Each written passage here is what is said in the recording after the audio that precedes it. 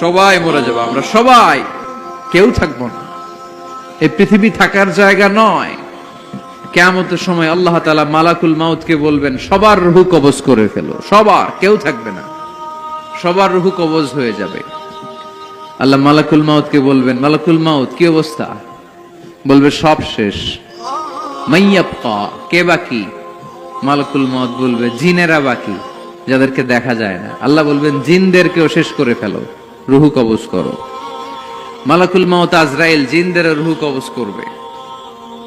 আল্লাহ এবার জিজ্ঞেস করবে, ইয়া মালাকাল মাউত আখবিরনি মাইয়াবকা, এবার বলো আর কে বাকি? মালাকুল মাউত বলবে, আল্লাহ মানুষগুলো সব শেষ, জিনগুলাও শেষ, এবার বাকি ইবলিস শয়তান।